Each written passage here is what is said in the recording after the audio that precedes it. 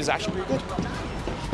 Oh, okay. Oh, wow. That's going to be a Bruno pick. Ah, you can see that win rate pretty abysmal, 29%. And also the high-lows was up there when it came to the lowest win rate picks. But so, I mean, the Moskov was there too, right? I think also we've just been seeing a lot of bad matchups for the high-lows. Just yesterday, Falcons picked up the Flapteasy picked up the high-lows up against a CC, right? So not much you can do. Not much you can do in that matchup. There's no CC available here. So, well, technically you can, but the Phobies will just, no, there's no way.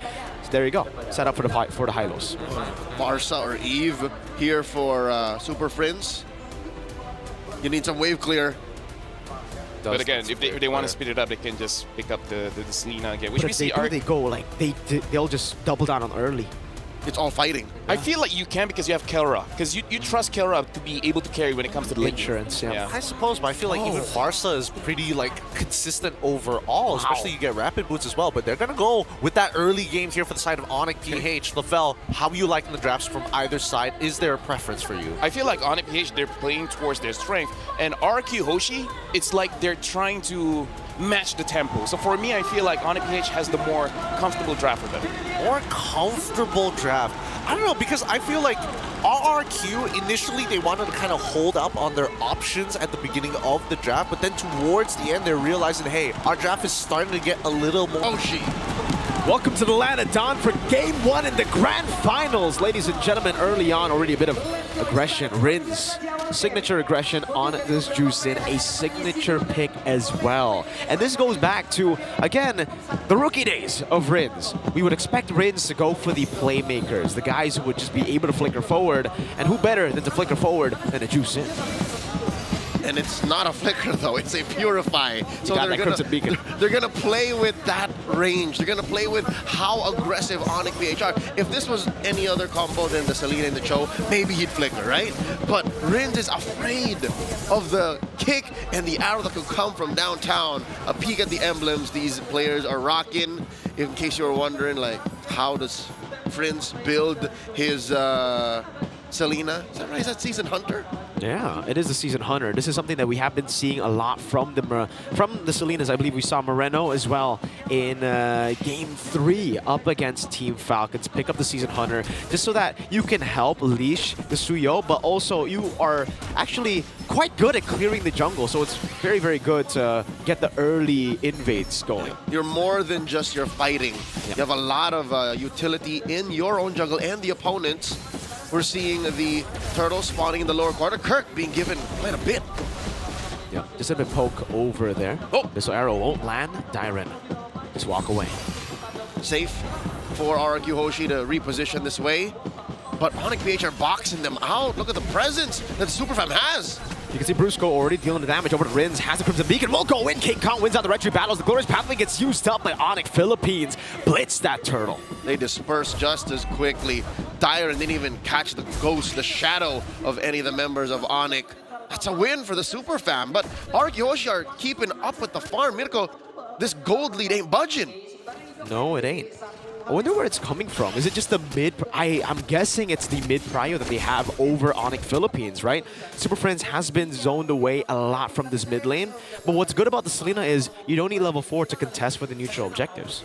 Nope. Again, it helps that you have an emblem set and your range is just almost impossible to fathom for most heroes. King Kong keeping up the path here. The jungle route that he is known for has evolved through the months, through the years, and that's a good win. A flicker by Brusco, kicked the wrong way. Flicker for flicker response there. It's a flick from Edok to get away. Has the first crack now coming down with the Crimson Beacon, locking King Kong down. That's gonna be the pin down over, but it's a good Blade Surge tap, that blink away for the Suyo. Mini heart attack for both sides there, committing quite a few resources. Both teams skittish to give over first blood. Oh, King, that's Super Friends caught out. Just a bit poke again. Selena, very, very hard to catch. Slippery girl, Dyren. Kind of a tough spot. Brusco not able to go for the way to Dragon just yet. Glorious Pathway gets used up. They're deciding to go in as Dyren pops in to revitalize. Now it's going to be the Infernal Pursuit to lock them down. Such electrifying beats and the pin down onto 2. Kirk caught all alone against 4. Nice bait by the Kingdom here. They're not done. That's Kirk jumping up. Another one onto Tyron. Edok very low. It's going to be a kill over. King Kong gets another up top. It's a solo kill for Toy against Kelra. And the Kingdom are winning across the board. Say what you will about how that exchange went down here in the Turtle Pit, but oh, they're not done! Super Prince. He's got to respect this. King Kong able to get that Soul Sever damage onto Sutsujin. What happened up top? That's just Bruno things. Looking at Toy, he has already built his Hosh claws, while Kelra isn't even at a full item. Kelra was forced to commit early to a warrior boots. So he was dueling. He knows he was going to duel against Toy, but he wasn't ready for the damage output. He's now down almost 1,000 gold. It's a tough matchup now. Tyron also so oppressive in this XP lane against the Phobias. The Turtle, though, will not be rushed. RRQ had the tempo to play with, but they will take it slow. They know that the Joy needs that mid game, and it's still more Suyo-sided in this Turtle battle. Tyron with the pull. King Kong being given this small wave down bottom. And it looks like the Kingdom are leaning hard into this. Rins again with his own over to King Kong, forcing him to blink out. That should be the Turtle given over. Now, oh, it's a Kingdom with the way to Dragon. Sutsujin still able to get it as the Electrifying Beach comes around. Sutsujin, no damage over to King Kong, who's on Rins. Now Infernal Pursuit from Kirk. Kirk is taking names and dropping bodies. Rins falls as well. Traded out for the Bruiser. Going in still on Dyron, a double lane for Kelra as he shoves in mid. Dyron able to dodge away from that Abyssal Arrow, but gets pinned down by that Spear of Misery. Sutsujin Electrifying Beats almost caught by Kirk. A turret falling up top for the trade. It's not enough. The space Onyx PH are making for the gold standard. He's not dealing enough damage. And Toy has gotten so much space from an SOD.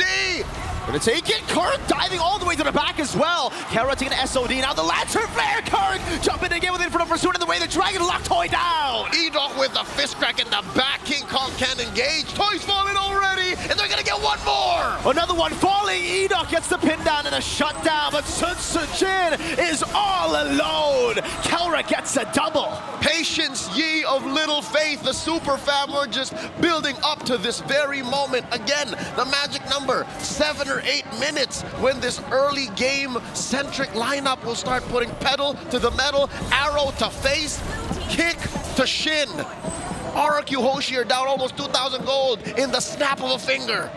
It all came crumbling down as they went in, and man, Captain Kirk, is that what you call him? You could call him that. He's captaining right now. He was hitting the stratosphere with the way he was jumping, man. He's commanding the team. Walks up forward, 1v4. He likes those odds, and he wins it for the team. Wow, what we were talking about Dyron and the Phobias. Seems like we just haven't been able to see Kirk on the Phobias. Yep, that's his middle name I hear. Kirk Phobius Gutierrez. Toy getting a little space up top. Again, that's the only safe haven for RRQ right now because they lost so much in mid, lost so much down bottom.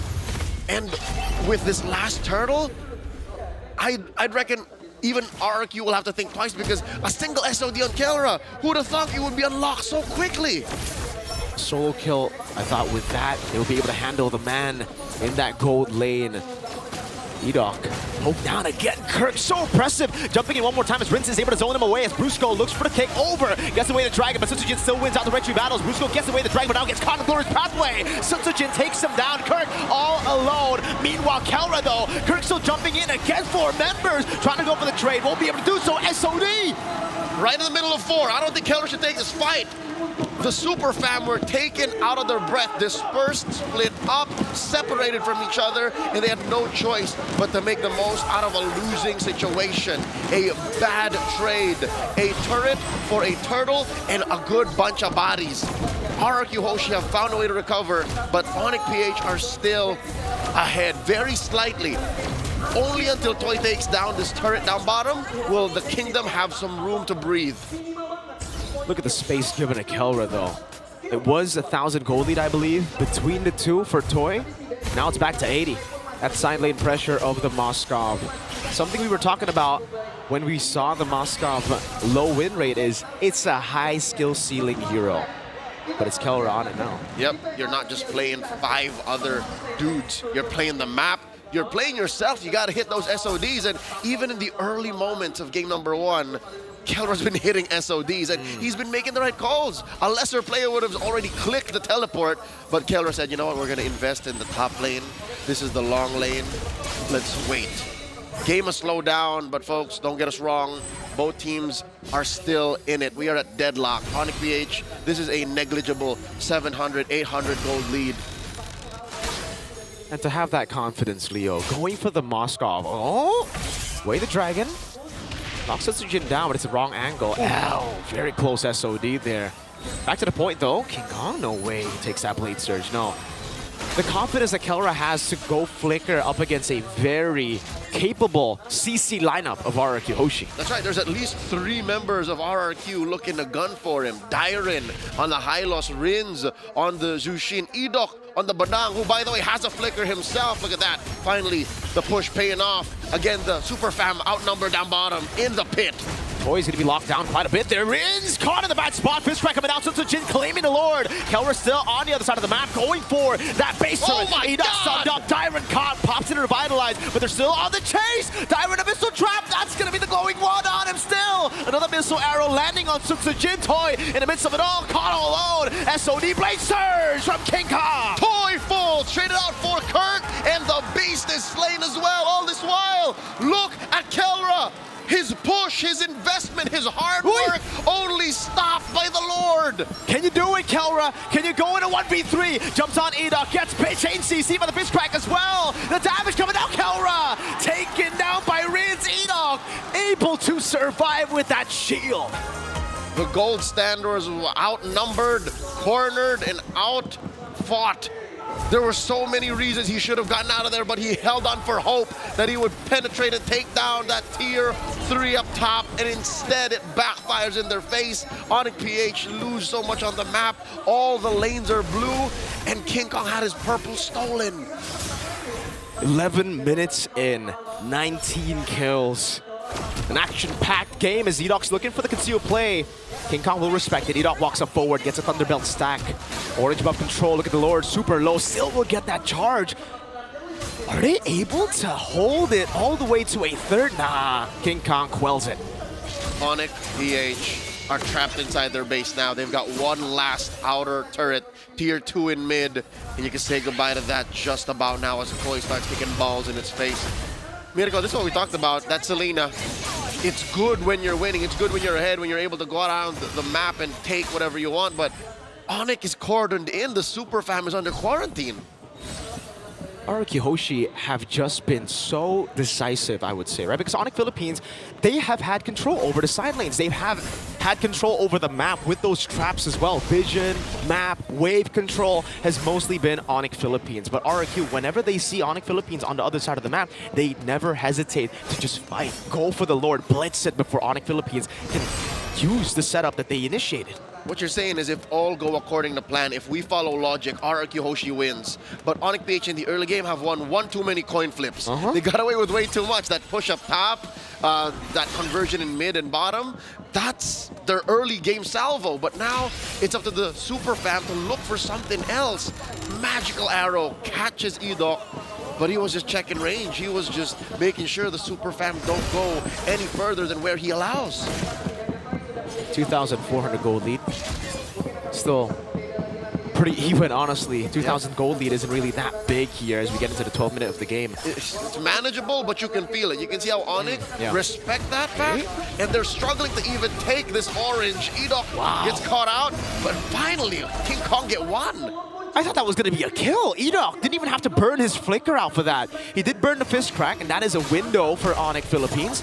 But will they take it? That's the Lord, getting started up already. Expect a dance here from both sides. Lord now down to a third of its health.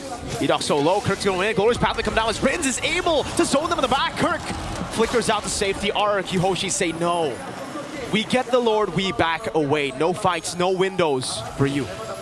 A display of discipline from the Kingdom. Happy with what they got. They'll instead play the next few seconds. Lord comes out in about 10 from now, and Kelra was working on that long lane. So this is definitely some breathing room on the map the Super Fam needed. The Kingdom slowly building up that lead once more. approaching the 3K mark, you could assume that this is what? An extra item on Toy? An extra item on Sutsujin over King Kong? I think so. Maybe I think Wind of Nature is already in the hands of Toy. You know what? No, surprisingly, looking at it, it's actually a lot on Rins over Fritz. It's that mid lane.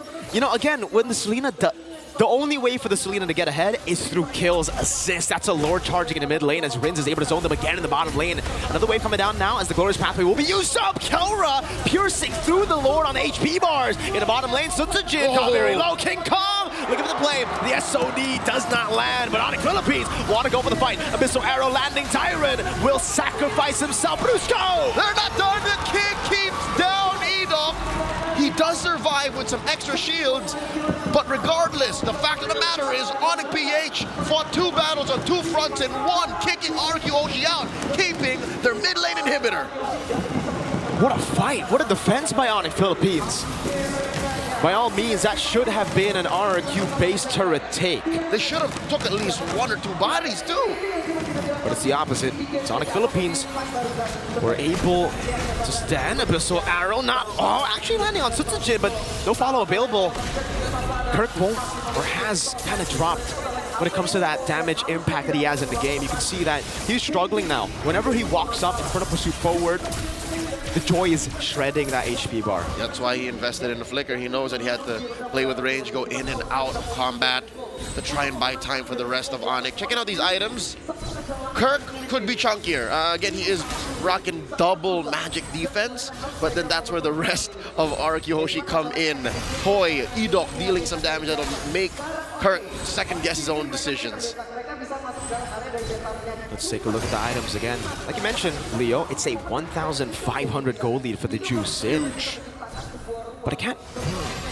Because like when Juicin gets more gold, it's... Unless you go for the Skypiercer build, right? It's not really going to add up to more damage. It's more utility. Yep. But for Friends, as he scales up, that is a game changer right there. That is a 1-arrow wonder that could get you the win. Sutsujin should be scared. Toy should be scared. Rins, thankfully, he's got a Purify. That's what's keeping RRQ Hoshi here ahead of ONIC. But you're right. Again, that's why this 4,000 gold lead feels like a 1,000 gold lead, is because a majority of it is on Rins. The concealed play here, canceled just as quickly. That poke is starting to get to RRQ. At least the frontliners. The backliners, they have Sustain. They have the Blood Wings. They have Haas Claws for Toy, but Tyron does not. He has the Revitalize, forced to use the Glorious Pathway already. Rins walks up forward, zoning King Kong away one more time. Sutsujin on the Lord, will be able to get it now. Is actually in front of pursuit by Kirk, looking for the chase. Tyron sacrificed again as Brusco kicks him back to the fray. Look at Kelra! In the base, looking for the end. Toy gonna be able to recall, and King Kong's on it! The wave dealt with already, but now Kelra's caught in the top spot. Rins, is that gonna be engaged? Purify out. What an angle! That is an unfair trade. Again, on paper, RRQ Hoshi won. They got the Lord, but ONIC are inside the base. Lord gonna be spawning as well. Sutsujin popping electrifying beats already. ONIC Philippines looking for the angle to end the game. The Lord ignored him. It. Can a minion in the mid lane? Oh no, that's the Lord in the mid lane already shoving the waves. Tailwind in the bottom. ONIC Philippines cannot find the angle to end, and there is a Lord still to play with. Rins goes in with the Crimson Beacon on the Super Friends, gets engaged on. Kelra puts him up against the wall. Spear of Misery. Kelra. The Kingdom of Man down. Way the Dragon. Oh, the Abyssal Arrow lands. Sutsujin still able to escape right now, but the trap is going on him. That's the tick. Immortality. Sutsujin. Jikudo for Brusco. 2 down for the Kingdom, and ONIC PH continue the onslaught. They want to take down this tier 2 in mid, and they're going to have their way with it. No Rins, no Sutsujin. 3v5. RRQ Hoshi. Edok gonna be landed. The Abyssal Arrow locks him down. The pin down is there too. Toy dealing damage. Super Prince still trying to land those arrows. Toy still in the back line, but now look at that piercing damage. Toy with the immortality. The waves right there. ONIC Philippines battle their way to a game victory. First on the board, the Super